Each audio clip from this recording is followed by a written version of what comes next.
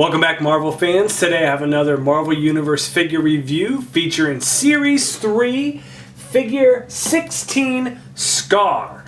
This is Hulk's son, and mainly from like World War Hulk storyline and to date now. But yeah, definitely an awesome looking Marvel Universe figure. In my last review, I did World War Hulk, and as you could tell, that figure was incredible. And this guy, I'm assuming once I take him out of the package, he'll be almost just as cool as the World War Hulk. It looks like the figure is a little bit less rough, as World War Hulk was like, he had like a lot of muscle tone and a lot of texture on the figure. This guy looks like he has a little bit smooth texture on the figure, so we will definitely check that out. It's got a sword. Looks pretty cool in here, but it looks kind of a little flimsy. Can't really tell, but I'm sure once I open it up, we will get a good idea from there. Here in the back, you get a brief picture of him out of the packaging. Then down below, we get a little bio and some other figures, Falcon, Doctor Strange, and Doctor Doom. So here I have Skaar out of the packaging, and I have him with a sword, and you know, the articulation's pretty good. The figure looks really amazing. I love the oversized figures from Marvel Universe. I love the tattoos, and you can see here he's got a lot of similarities to the World War Hulk. Some of the good things about him are some of the bad things on the Hulk, and some of the good things on the Hulk are it's bad points on this figure. So I'll go in a little bit of a review on that as well, but I'm gonna spin him around here, get you a look at the figure. Get a good look at that tattoo on his arm there. This is where his sword can go in. Get a look on the legs here.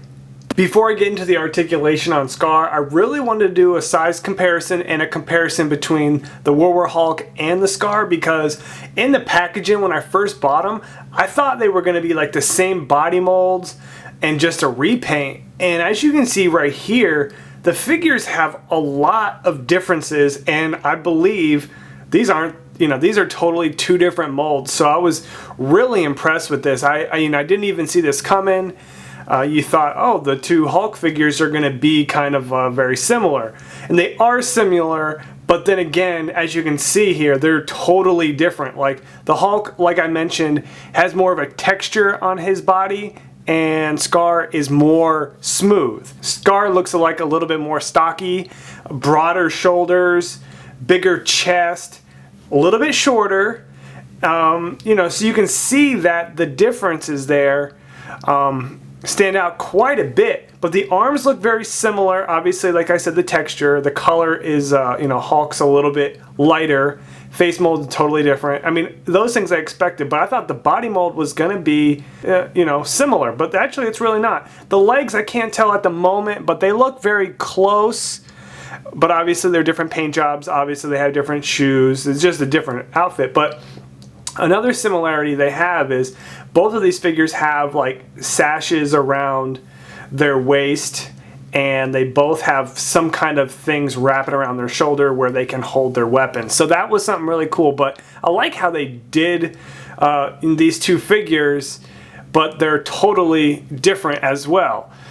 You can just see here, it looks like these joints are bigger on Skaar, and like just the width from here to here is larger on this figure than this.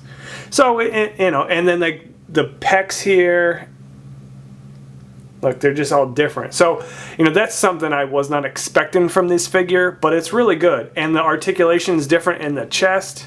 This has like really no, like there's like no stomach here, or it's just, actually it's like all hidden underneath there. Very interesting.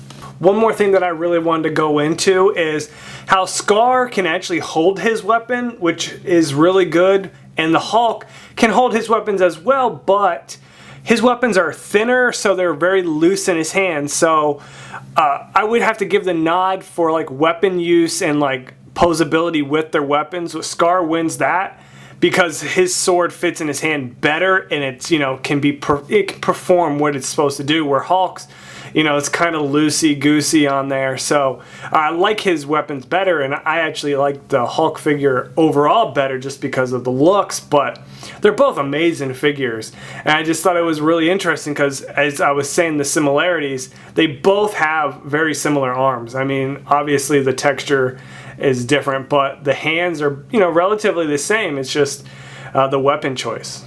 Alright, so I'll quickly go into the articulation. Head up and down, rotate all the way around. Arms can rotate fully 360 and out. We have bicep articulation, single joint in the elbow. Hand can fully rotate. Try to get look on there. You can see his, you know, abs there, but this kind of hangs over it quite a bit. But there is articulation there, back and forth.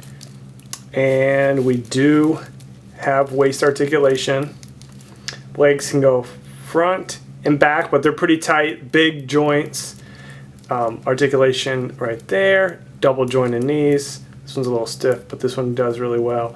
And the feet here can rotate 360, but they're very tight. They don't have, with the boot here, with the mold in here, it limits this one, where the War Hulk has more articulation, and there's just a little bit up and down here.